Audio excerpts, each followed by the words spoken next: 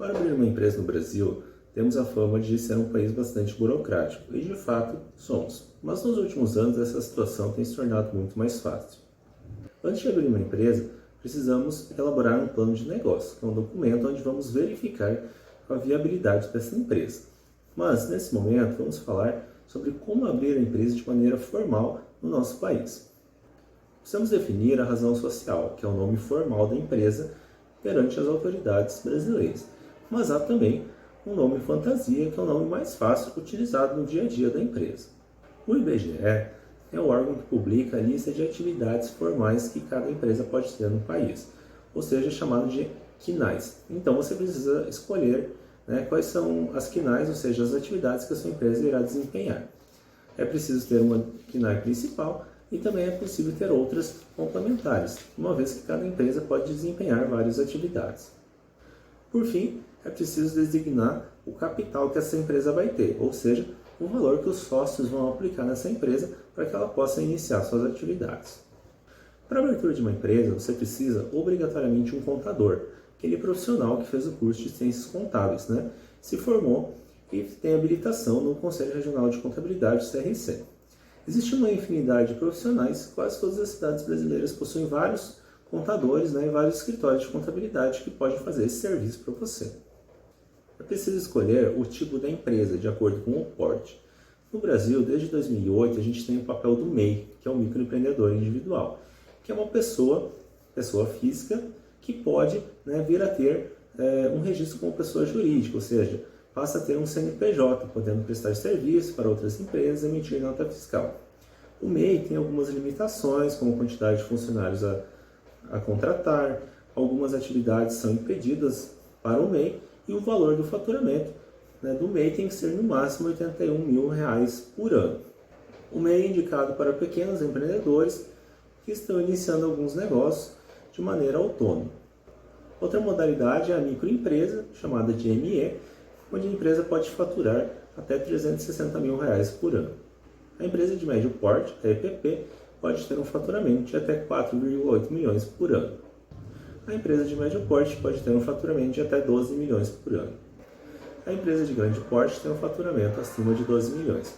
E lembrando que esses valores constantemente são atualizados pelas autoridades e podem vir a aumentar de acordo com o ano.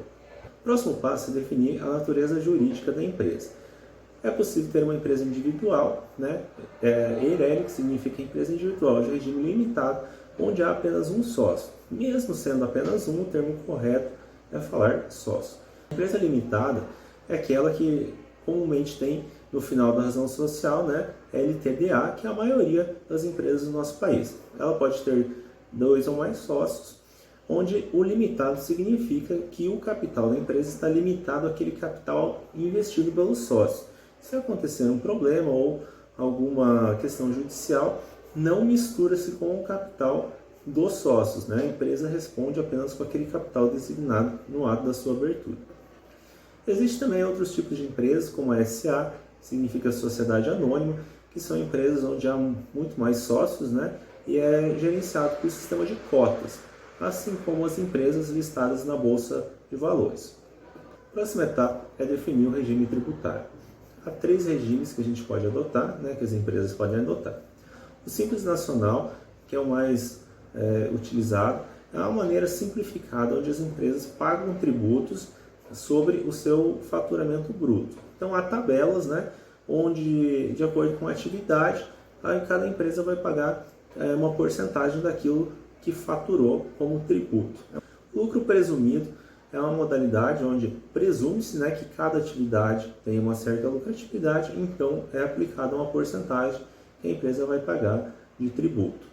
O lucro real, então, é apresentado a demonstração contábil, com faturamento e as despesas até se chegar no lucro real. Então, o que é tributado é este lucro.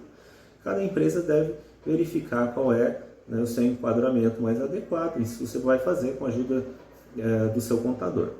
Lembrando também que há atividades em que não há permissão para que sejam simples, ou seja, tem atividades que obrigatoriamente precisam ser lucro presumido, lucro real, ou também de acordo com o porte, faturamento e outros fatores.